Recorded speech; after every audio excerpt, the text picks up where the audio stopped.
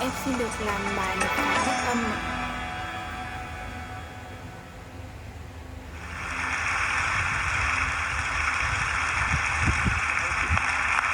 I have to tell you, I'm both challenged and excited. My excitement is I get a chance to give something back. My challenge is the shortest seminar I usually do is 50 hours. I'm not exaggerating. I do weekends, and what I do more than that, obviously, coach people, but I'm into immersion because how'd you learn language? You didn't learn it by just learning principles. You got in it and you did it so often that it became real. And the bottom line of why I'm here, besides being crazy mofo, is that I'm really in a position, I'm not here to motivate you, obviously. You don't need that. And a lot of times that's what people think I do. And it's the furthest thing from it. What happens though is people say to me, well, I don't need any motivation. And I say, well, that's interesting. That's not what I do. I'm the why guy. I'm the why guy. I don't know why you do what you do. I know why you do. What is your motive for action? What is it that drives you in your life today? Not 10 years ago, or are you running the same pattern? Because I believe that the invisible force of internal drive activated is the most important thing in the world. I'm here because I believe emotion is the force of life. All of us here have great minds. You know, most of us here have great minds, right? I don't know if I'm in the category, but we all know how to think. And with our minds, we can rationalize anything. We can make anything happen. We can, I agree with what was described a few days ago about this idea that people work in their self-interest, but we all know that that's bullshit at times. You don't work in your self-interest all the time. Because when emotion comes into it, the wiring changes in the way it functions.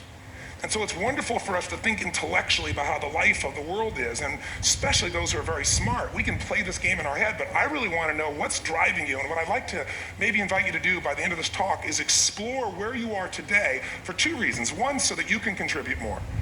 And two, so that hopefully we can not just understand other people more, but maybe appreciate them more and create the kinds of connections that can stop some of the challenges that we face in our society today. They're only going to get magnified by the very technology that's connecting us, because it's making us intersect. And that intersection doesn't always create the view of everybody now understands everybody and everybody appreciates everybody. So I've had an obsession basically for 30 years. And that obsession has been what makes the difference in the quality of people's lives? What makes a difference in their performance? Because that's what I got hired to do. I got to produce the result now. That's what I've done for 30 years. I get the phone call when the athlete is burning down on national television and they were ahead by 5 strokes and now they can't get back on the course. And I got to do something right now to get the result or nothing matters.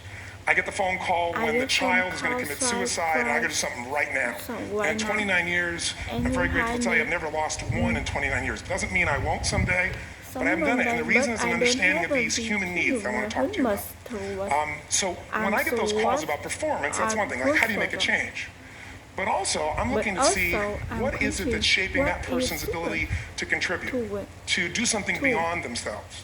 So maybe the real question is, you know, I look at life and say there's 2 master lessons. One is there's the science of achievement, which almost everyone in this room has mastered to an amazing extent. That's how do you take the invisible and make it visible, right? How do you take what you dream about and make it happen, whether it be your business, your contribution to society, money, whatever it is for you, your body, your family. But the other lesson of life that is rarely mastered is the art of fulfillment. Because science is easy, right? You know the rules, you write the code, you follow the, and you get the result. Once you know the game, you just, you know, you up the ante, don't you? But when it comes to fulfillment, that's an art. And the reason is it's about appreciation and it's about contribution. You can only feel so much by yourself. So I've had an interesting laboratory to try to answer the question of the real question, which is what's the difference in somebody's life if you look at somebody like those people that you've given everything to, like all the resources they say they need. You gave them not a $100 computer, you gave them the best computer. You gave them love, you gave them joy, you were there to comfort them. And those people very often, and you know some of them I'm sure, end up the rest of their life with all this love, education, money, and background, spending their life going in and out of rehab. And then you meet people that have been through ultimate pain. Psychologically, sexually, spiritually, emotionally abused, and not always, but often they become some of the people that contribute the most to society. So the question we got to ask ourselves really is, what is it? What is it that shapes us? And we live in a therapy culture. Most of us don't do that, but the culture is a therapy culture. And what I mean by that is the mindset that we are our past. And everybody in this room, you wouldn't be in this room if you bought that theory, but most of society thinks biography is destiny. The past equals the future. And of course it does if you live there. But what people in this room know, and what we have to remind ourselves though, because you can know something intellectually. You can know what to do and then not use it, not apply it. So really what we got to remind ourselves is decision is the ultimate power. That's what it really is. Now when you ask people, you know, have you failed to achieve something? How many have ever failed to achieve something significant in your life? Say, I. Thanks for the interaction on a high level there. But if you ask people, why didn't you achieve something? Somebody who's working for you, or a partner, or even yourself, you failed to achieve a goal. What's the reason people say they failed to achieve? What do they tell you? Don't have the, didn't know enough, didn't have the knowledge, didn't have the money, didn't have the time, didn't have the technology. I didn't have the right manager, didn't have the Supreme Court.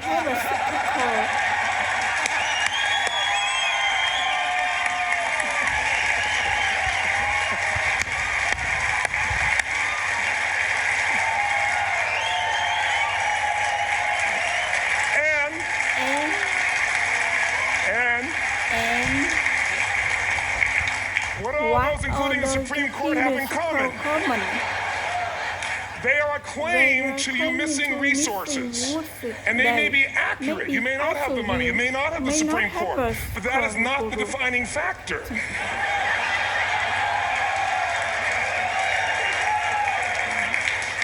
And you correct me if I'm wrong. The defining factor is never resources, it's resourcefulness. And what I mean specifically, rather than just some phrase, is if you have emotion, human emotion, something that I experienced from you day before yesterday at a level that is as profound as I've ever experienced, and if you communicated with that emotion, I believe you would have beat his ass and won.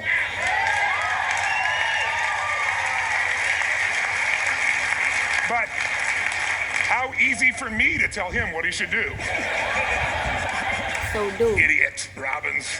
But I know when we watched the debate, at that time, there were emotions that blocked people's ability to get this man's intellect and capacity and the way they came across to some people in that day. Because I know people that wanted to vote in your direction and didn't, and I was upset. But there was emotion that was there. How many know what I'm talking about here? Say I. So emotion is it. If we get the right emotion, we can get ourselves to do anything. We can get through it. If you're creative enough, playful enough, fun enough, can you get through to anybody, yes or no? If you don't have the money, but you're creative and determined enough, you find a way. So this is the ultimate resource, but this is not the story that people tell us. Right? The story people tell us is a bunch of different stories. They tell us we don't have the resources, but ultimately, if you take a look here, flip it up if you would. They say, what are all the reasons they have in common? Who said that? Next one, please. He's broken my pattern, that son of a bitch. But I appreciated the energy, I'll tell you that. What determines your resources? We said decisions shape destiny, which is my focus here. If decisions shape destiny, what determines it is 3 decisions. What are you going to focus on? Right now, you have to decide what you're going to focus on. In this second, consciously or unconsciously, the minute you decide to focus on something, you got to give it a meaning. And whatever that meaning is produces emotion. Is this the end or the beginning? Is God punishing me or rewarding me, or is this the roll of the dice? And emotion then creates what we're going to do, or the action. So think about your own life, the decisions that have shaped your destiny. And that sounds really heavy, but in the last 5 or 10 years, 15 years, haven't there been some decisions you've made that if you made a different decision, your life would be completely different? How many can think of one, honestly? Better or worse? Say I. So the bottom line is maybe it was where to go to work, and you met the love of your life there. Maybe it was a career decision. I know the Google geniuses I saw here. I mean, I understand that their decision was to sell their technology at first. What if they made that decision versus to build their own culture? How would the world be different? How would their lives be different? Their impact. The history of our world is these decisions. When a woman stands up and says, no, I won't go to the back of the bus, she didn't just affect her life. That decision shaped our culture. Or someone standing in front of a tank. Or being in a position like Lance Armstrong and someone says to you, you got testicular cancer. That's pretty tough for any male, especially if you ride a bike. You got it in your brain, you got it in your lungs. But what was his decision of what to focus on? Different than most people. What did it mean? It wasn't the end, it was the beginning. What am I going to do? He goes off and wins 7 championships he never won once before the cancer because he got emotional fitness, psychological strength. That's the difference in human beings that I've seen of the 3 million I've been around. Because that's what my lab. I've had 3 million people from 80 different countries that I've had a chance to interact with over the last 29 years. And after a while, patterns become obvious. You see that South America and Africa may be connected in a certain way, right? Other people say, oh, that sounds ridiculous. It's simple. So what shaped Lance, what shapes you? 2 invisible forces. Very quickly. 1, state. We all have had times. Have you had a time you did something and after you did it, you thought to yourself, I can't believe I said that. I can't believe I did that. That was so stupid. Who's been there? Say I. Have you ever done something after you did it? That was me. It's with me. Right? It wasn't your ability, it was your state. Your model of the world is what shapes you long term. Your model of the world is the filter. That's what's shaping us. That's what makes people make decisions. When we want to influence somebody, we got to know what already influences them. And it's made up of three parts, I believe. First, what's your target? What are you after? Which I believe it's not your desires. You know what your desires are goals? How many of you got a goal, desire, and thought, is this all there is? How many been there? Say aye. So it's needs we have. I believe there's 6 human needs. Second, once you know what the target that's driving you is, and you uncover it for the truth, you don't form it, you uncover it. Then you find out what your map, what's the belief systems that are telling you how to get those needs. Some people think the way to get those needs is destroy the world. Some people is to build something, create something, love someone. And then there's the fuel you pick. So very quickly, 6 needs. Let me tell you what they are. First one, certainty. Now, these are not goals or desires. These are universal. Everyone needs certainty that they can avoid pain, at least be comfortable. Now, how do you get it? Control everybody, develop a skill, give up, smoke a cigarette. And if you got totally certain, ironically, even though we all need that, like if you're not certain about your health or your children or money, you don't think about much. You're not sure the ceiling's going to hold up, you're going to listen to any speaker. But while we go for certainty differently, if we get total certainty, we get what? What do you feel if you're certain? You know what's going to happen, when it's going to happen, how it's going to happen, what would you feel? Bored out of your mind. So God, in her infinite wisdom, gave us a second human need, which is uncertainty.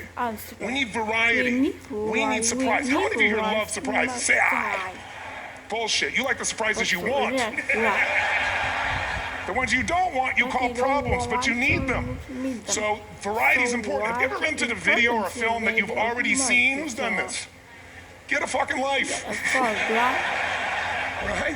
Why are you doing it? You're certain it's good because you read it before, saw it before, but you're hoping it's been long enough you've forgotten if there's variety.